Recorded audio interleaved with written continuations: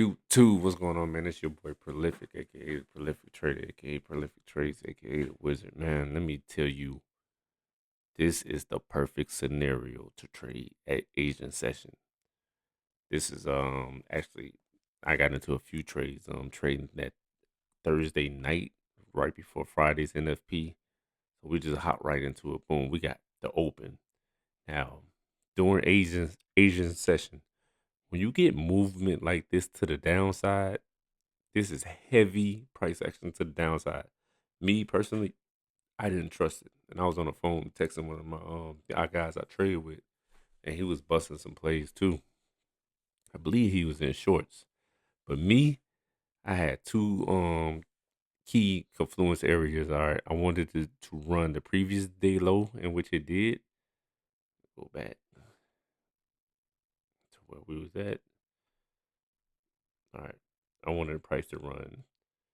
I wanted the price to run the previous day low, which it did, and then it bounced within a volume imbalance on the H4, and I already knew from there it was game time, like straight up hands volume imbalance on the H4, because these are strategic areas within the market, and ICT teaches these volume imbalances, which are inefficient price areas within the market, and I hunt these, and the more of a higher time frame it is, the more valuable, or the more, I should say, stronger it is within price. So here is the volume imbalance. You all see that it's just wicks and not a body closure in between this candle. This is inefficient price delivery. Like, we wicked through it one time, we wicked through it again. All right. And we are on a 4 hour chart. Now, during the Asian session, we traded through it with a heavy down candle during that session, and then wicked off of it. So we didn't even close it during Asian I'm sorry, during session right here. We traded through it and wicked off of it. Look at that. That's that H4 down candle, pin bar push up. I'm like, okay. And once again, my white candles are my bearish candles. Now, mind you, during Asian session, I didn't want to stick to a sub 1 minute time frame, because it's a lot of inefficient price delivery on that sub 1 minute time frame. So I stuck strictly to a 5 minute time frame, and this is what I got on a 5 minute time frame. Like, I'm thinking the whole time I stuck with the 5 minute and the M15. That's why I got an M15 on FVG highlighted. Price traded right here below this. This is the previous day low, and this is Asian session before NFP. So I'm thinking ahead already. I don't want to trade NFP, because we already know what NFP can do to accounts. So it's whatever. So boom, price traded through the previous day low, wicked off a volume imbalance on the H4 time frame, and respected it as support. But it's still inefficient price delivery, because if you go to the H4 time frame, it's only a wick and not a body going through this volume imbalance. So guess what? It's improper. The price action isn't balanced.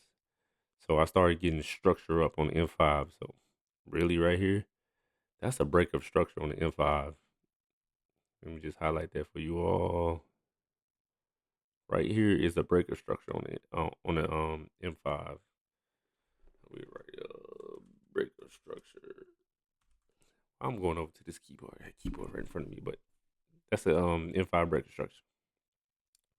Price started pushing up. I already knew the first trade I took was right off this. Boom.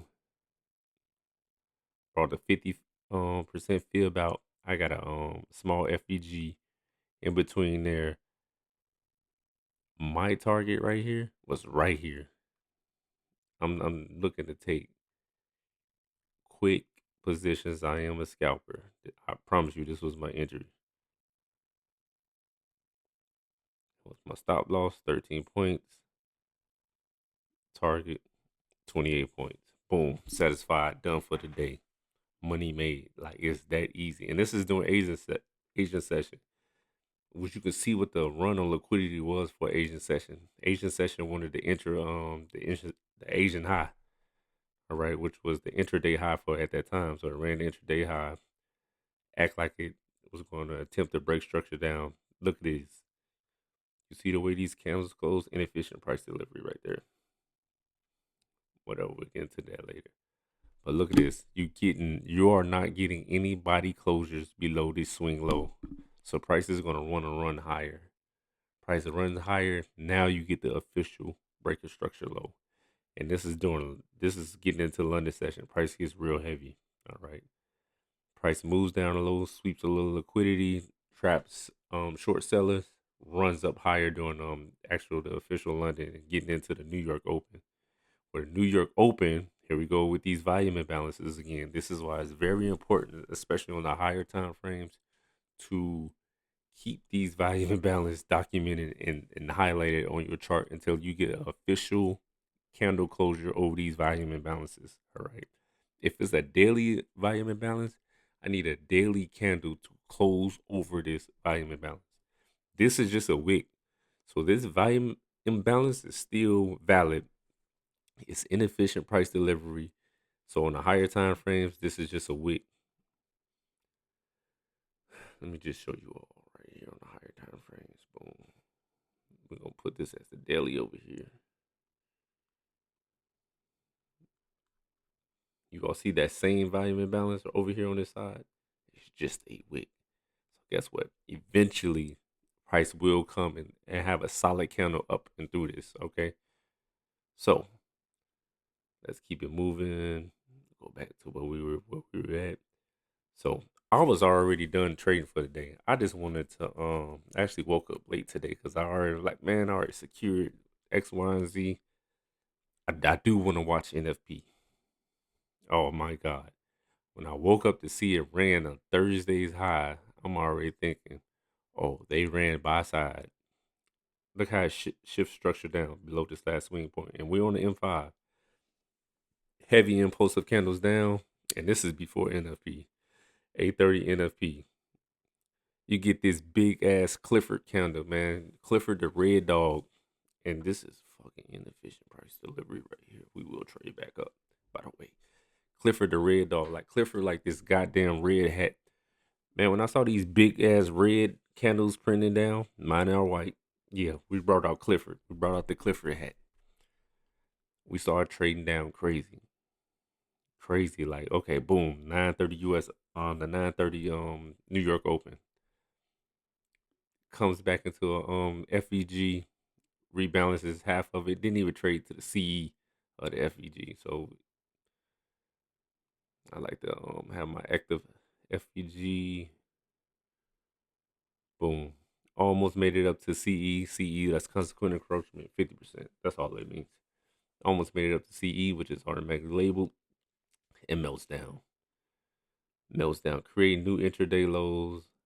Like we started running through a higher time frames. Another chat I'm in with a bunch of South African traders, man.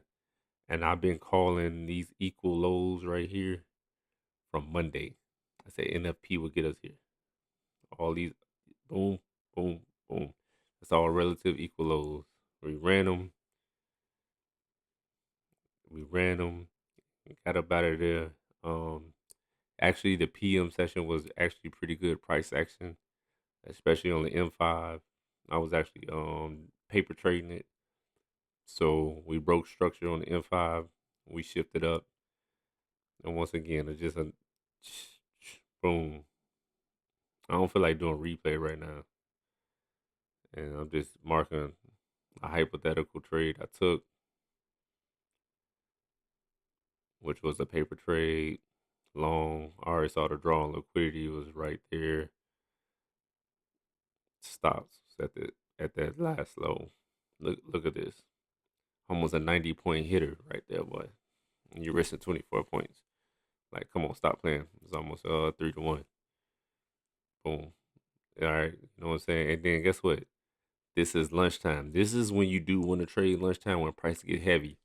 Price already made his move. We ran several high time frame sell side liquidity POIs. It was only right. It was time for us to go up. And what's a characteristic of lunch when price is heavy? Lunch likes to either run in the same direction heavy or run against what was the AM session. And boom, and all we doing is creating a wick on the higher time frames.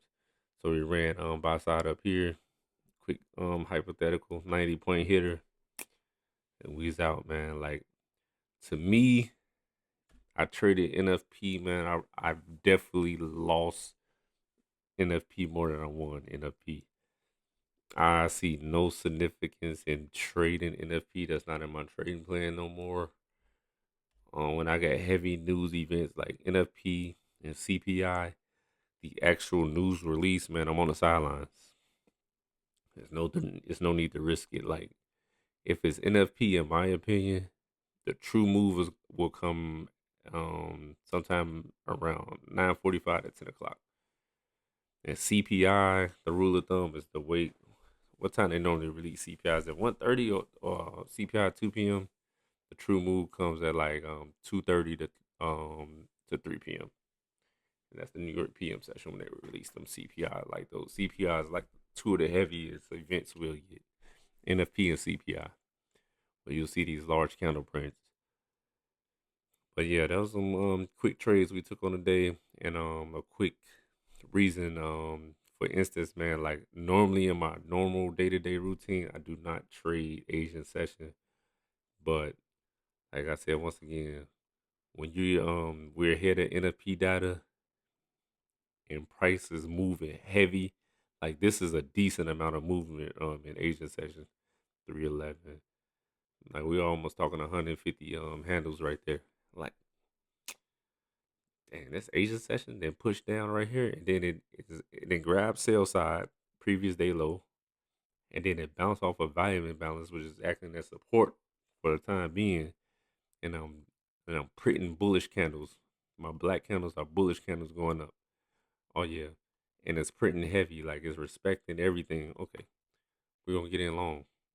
That's too easy. So that's one of the few times you'll see me trading Asian session. Once again, I am a New York AM or New York PM trader, and that's that. But at the end of the day, hey, I always trade with a plan. So trade smart, trade with a plan, trade like a business. It's your boy Prolific, and I'm out.